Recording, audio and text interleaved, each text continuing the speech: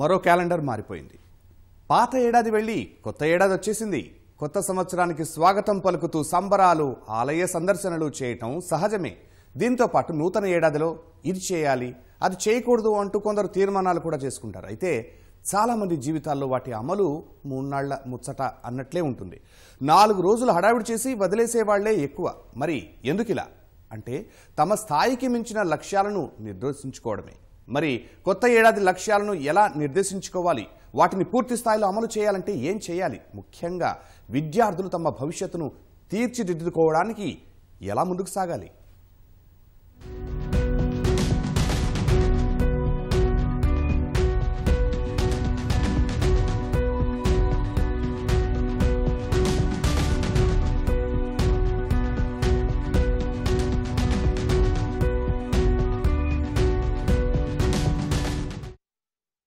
అప్పటి వరకు బాగా అలవాటైన పనిని లేదా వస్తువులను వదిలించుకోవాలంటే ఎవరికైనా కాస్త కష్టమే. అలవాటైన వాటిని వదిలించుకోవడమే కాదు, కొత్తగా ఏదైనా పని చెయ్యాలన్నా కొంత ఇబ్బందిగానే ఉంటుంది. కొత్త సంవత్సరం సందర్భంగా చేసుకునే తీర్మానాలు కూడా అవే కోవలోనివి. మందు, సిగరెట్ మానేయాలి, బరువు తగ్గాలి, డైటింగ్ పాటించాలి, రోజూ వ్యాయామం చెయ్యాలి, ఖర్చులు తగ్గించుకొని ఆదాయం పెంచుకోవాలి. ఇలా ఒక్కొక్కరు ఒక్కో తీర్మానం చేసుకుంటారు. అయితే ఆ తీర్మానాలను పాటించకుండా మధ్యలో వదిలేసేవారే ఎక్కువ. కారణం తమ స్థాయికి మించిన తీర్మానాలు చేసుకోవడం, లేకపోతే ఒకేసారి ఎక్కువ లక్ష్యాలు నిర్దేశించుకోవడం. అలా కాకుండా చేసుకున్న తీర్మానాలు పూర్తి స్థాయిలో అమలు కావాలంటే సులభమే. దీనికి కాస్త ప్రయత్నం కావాలి. తీర్మానాలను ప్రణాళిక ప్రకారం చేసుకోవాలి. తమతో సాధ్యమయ్యే వాటిని నిర్దేశించుకోవాలి. వాటిని ఒక్కసారిగా కాకుండా క్రమక్రమంగా అలవాటు చేసుకుంటూ వెళ్లాలి. ఆరంభంలో కాస్త కష్టమే అనిపించినా కాలం గడుస్తున్న కొద్దీ అలవాటు కావడం కష్టమేమీ కాదు.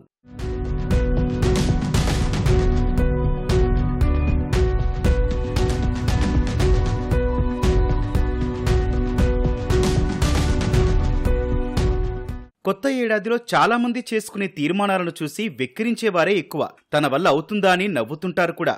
అయితే ఎవరు నవ్వుకున్నా నవ్వకపోయినా మంచి మార్గంలో సాగాలంటే తీర్మానాలు అవసరమే. ముఖ్యంగా విద్యార్థులకు ఇవి చాలా ముఖ్యం.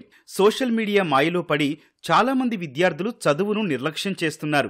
ఆధునిక కాలంలో ఒక రకంగా విద్యార్థుల భవిష్యత్తుకు ఇది గొడ్డలి పెట్టుగా కూడా మారింది. అందువల్ల కొత్త సంవత్సరం సందర్భంగా విద్యార్థులు చేయాల్సిన మొట్టమొదటి తీర్మానం సోషల్ మీడియాకు దూరంగా ఉంటామని. విద్యార్థులకు కొన్నిసార్లు విసుగ్గా ఉండి చదవాలని అనిపించకపోవచ్చు, కానీ తీరా చూస్తే పరీక్షలు దగ్గరలోనే ఉంటాయి. అలాంటి సమయంలో అనుకున్న సమయంలోగా చదవడం పూర్తి చేస్తే మాత్రం కాసేపు సోషల్ మీడియాలో సేద తీరవచ్చు అనే నియమం పెట్టుకోవచ్చు. ఇక్కడ గుర్తుపెట్టుకోవాల్సిన ముఖ్య విషయం, ముందుగా పని పూర్తి చేయాలి, ఆ తర్వాతే వినోదం. అడిగేవారు ఎవరూ లేకపోయినా నిర్దేశించుకున్న నియమాన్ని ఎట్టి పరిస్థితుల్లోనూ ఉల్లంఘించకూడదు.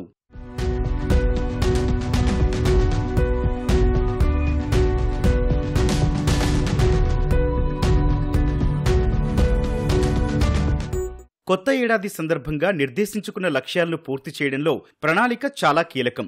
కొందరు పెట్టుకున్న లక్ష్యాలను ఆరంభంలో ఉత్సాహంగా పూర్తి చేసే ప్రయత్నం చేస్తుంటారు. ఆ తర్వాత క్రమంగా ఉత్సాహం కోల్పోతారు. ఒకవేళ ఉత్సాహం ఉన్నా పద్ధతి లేకుండా చేస్తుంటారు. ఉదాహరణకు బరువు తగ్గాలి, 6 ప్యాక్ రావాలి అని కొందరు అనుకుంటారు. ఇది సాధ్యం కావాలంటే కష్టమైన కసరత్తులు చెయ్యాలి. అది క్రమం తప్పకుండా దీర్ఘకాలం కొనసాగాలి. ఇది ఒక యజ్ఞంలా క్రమపద్ధతిలో సాగితేనే ఫలితం ఉంటుంది. వర్కౌట్లను ఎంజాయ్ చెయ్యాలి. అంతే తప్ప సన్నబడాలి అనే ఆరాటం, అత్యుత్సాహం ఫలితమివ్వదు. బరువు తగ్గే క్రమంలో నోరు కూడా కట్టేసుకోవాల్సి ఉంటుంది. ఈ విషయంలో నిగ్రహం కూడా చాలా ముఖ్యం. ప్రతి ఒక్కరు కూడా ఎన్నో ఆలోచించుకుంటాం. కొత్త సంవత్సరం అనగానే చాలా ఆలోచించుకుంటాం, ఎన్నో సాధించాలనుకుంటాం.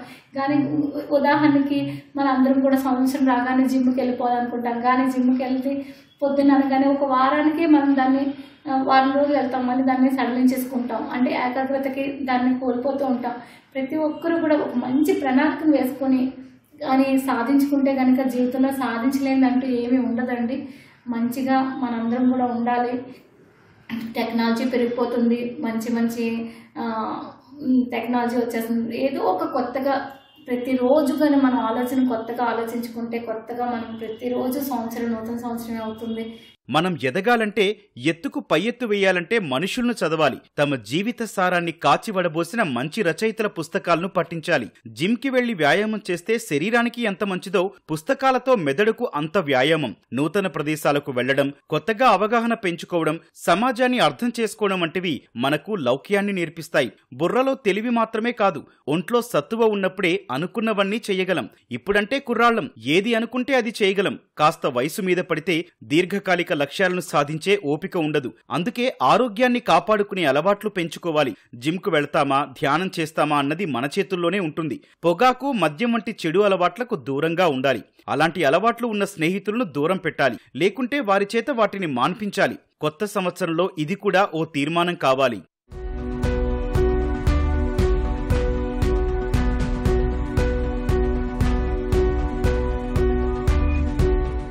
కొందరు పదే పదే సామాజిక మాధ్యమాల్లోకి తొంగి చూస్తూ ఉంటారు. ఫోటోలు క్లిక్ మనిపించి ఇన్స్టాలో పెడతారు. స్మార్ట్ ఫోన్ వాడకుంటే అసలు యువతే కాదు అనుకుంటారు. అది నిజమే అయినా ఫోన్కి అతుక్కుపోతే మన తీర్మానాలను సాధించడం సాధ్యం కాదు. అందువల్ల కొన్ని గంటలు ఫోన్ తీసి పక్కన పెట్టాలి. రోజంతా నెట్ తెరవనని తీర్మానం చేసుకోవాలి. దానివల్ల కొంపలేమీ మునగవు. కొందరైతే సామాజిక మాధ్యమాలను యుద్ధభూమిగా మారుస్తారు. అంతర్జాలంలో గొడవలకు పూర్తి దూరంగా ఉండాలి. చాలా మంది ఫోటోలు, పోస్టులను తెగ పంచుకునే సమయంలో చాలా మంది స్టేటస్ ను గొప్పగా చెప్పుకుంటారు. అదే స్ఫూర్తితో పక్కన ఉన్న వారితో ప్రేమగా 4 మాటలు కూడా మాట్లాడాలి. అవసరాల్లో ఉన్న వారిని ఆదుకోవాలి. వేలు, లక్షల రూపాయలు ఇవ్వాలని ఏమీ లేదు. మంచి మనసుతో మనకున్న దాంట్లో ఎంతో కొంత పంచుకొని కష్టాల్లో ఉన్న వారి ముఖంలో సంతోషం నింపితే కొత్త సంవత్సరం సందర్భంగా అది మంచి తీర్మానం అవుతుంది.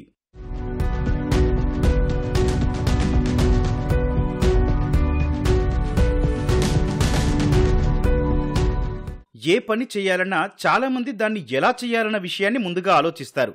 అంటే ముందుగా మనసులోనే కార్యాచరణ పథకాన్ని రచించుకుంటారు. దాన్నే పేపర్ మీద కూడా పెట్టాలి. అంటే పని పూర్తి చేయడానికి ఒక ప్రణాళిక వచ్చినట్లే. ఆ పేపర్ను ఇంట్లో కంటికి కనిపించేలా పెట్టుకుంటే ఆ పనిని చేయడం మర్చిపోయే అవకాశం ఉండదు. ఇలా చెయ్యకపోతే ఏ అవాంతరం వచ్చినా లక్ష్యాన్ని, దాన్ని పూర్తి చేయడాన్ని మర్చిపోయే అవకాశం ఉంటుంది. పూర్తి చేయాల్సిన లక్ష్యం గురించి పదే పదే ఆలోచిస్తూ ఉండాలి. దాని పట్ల సానుకూల దృక్పథాన్ని కలిగి ఉండాలి.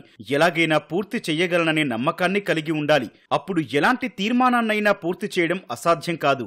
కొత్త సంవత్సరం అనగానే అందరూ కూడా ఎన్నో ఆలోచనలతోని, ఆశయాలతోనే ఉంటాము. అవన్నీ కూడా మనం సాధించాలని అంటే ఏకాగ్రత చాలా ముఖ్యం అండి. అలాగే ఆలోచనలన్నీ కూడా మనకి సార్థకత చేసుకోవడం కోసం మంచి ప్రణాళికను కూడా వేసుకోవాలి. ఎప్పుడు కూడా అబ్దుల్ కలాం గారు చెప్తూ ఉంటారు కదా, కలలు కనండి, సార్థకం చేసుకోండి. అలా మంచి మంచి ఆశయాలు, మంచి మంచి ఆలోచనలతో మంచి సాధించవచ్చు. అలాగే విద్యార్థులు కూడా మంచి గోల్స్ని, గతంలో ఏవైతే కోల్పోయామో, ఏవైతే ర్యాంకులు సాధించలేదో, అలాగే విద్యార్థులందరూ మంచి ప్రణాళికను వేసుకొని మంచి ర్యాంకులు సాధించాలని, ఈ సంవత్సరం అందరికీ కూడా మంచి జరగాలని, అలాగే ఉద్యోగస్తులు కూడా మంచి మంచి ఆశయాలతో మంచి పనులు చేసుకుంటూ మంచి పదోన్నతి సాధించాలని, మెరుగైన సమాజాన్ని సృష్టించాలని, అలాగే రాజకీయ నాయకులు కూడా మంచి ప్రణాళికలు వేసుకుంటారు. ప్రపంచవ్యాప్తంగా రోజు రోజు కూడా ఇవాళ కొత్త ఆలోచనలతో ముందుకెళ్తా ఉంది. దాన్ని దృష్టిలో పెట్టుకొని యువత వాళ్ళ యొక్క వ్యక్తిగత స్కిల్స్ ని డెవలప్ చేసుకోవాలని చెప్పేసి కూడా మేము కోరుకుంటా ఉన్నాం. ఎందుకంటే ఇవాళ ప్రతి ఒక్క స్కిల్ కూడా అది దీర్ఘకాలిక ప్రణాళికమైనటువంటి దానిగా కొనసాగించేటువంటి దాంట్లో యువత ముందుండాలని చెప్పేసి మేము కోరుకుంటా ఉన్నాం. ఇవాళ యువత ముఖ్యంగా వ్యక్తిగత ప్రయోజనాల కంటే కూడా వ్యవస్థ ప్రయోజనాల కోసం ముందుకెళ్తే అది లక్షలాది మందికి ఆదర్శవంతంగా ఇవాళ యువత కూడా ఒక మెసేజ్ ఇచ్చేటువంటి అవకాశం ఉంటుందని చెప్పేసి కూడా నేను కోరుకుంటా ఉన్నాను. కొంతమంది గతేడాది ఒక లక్ష్యాన్ని నిర్దేశించుకుని దాన్ని పూర్తి చేయడంలో విఫలమవుతారు. అయితే అది ఆచరణ సాధ్యమైనదైతే అదే లక్ష్యాన్ని కొత్త సంవత్సరంలోనూ పెట్టుకోవడం, దాన్ని సాధించడం కోసం ప్రయత్నించడం తప్పేమీ కాదు. కాకపోతే అమలు చేయడంలో ఏ పొరపాట్లు దొరిలాయో పరిశీలించుకొని సవరించుకుంటే సరిపోతుంది. చివరగా గుర్తుంచుకోవాల్సిన ముఖ్య విషయం కూడా ఒకటి ఉంది. ప్రతి ఒక్కరూ ప్రతికూల ఆలోచనలను దూరం పెట్టాలి. కొత్త సంవత్సరం వస్తుంది పోతుంది, నా జీవితంలో మాత్రం ఏ మార్పు ఉండడం లేదని ఆలోచించేవారు చాలా మంది. ఇలా ఆలోచిస్తే నిజంగా ఏ మార్పు రాదు. ఎందుకంటే ఇప్పటి మన ఆలోచనలే మన భవిష్యత్తును నిర్ణయిస్తాయి. గతేడాది తెలియకుండా కొన్ని తప్పులు చేసినా ఈ సంవత్సరం అలాంటివి పునరావృతం కాకుండా చూసుకోవాలి. తమను తాము కొత్తగా ఆవిష్కరించుకోవాలి. సానుకూలంగా ఆలోచన సాగిస్తూ ఆచరణ కొనసాగిస్తే అనుకున్నది సాధించగలుగుతాం. ఏడాది అంతా ఆనందమయంగా గడపగలుగుతాం.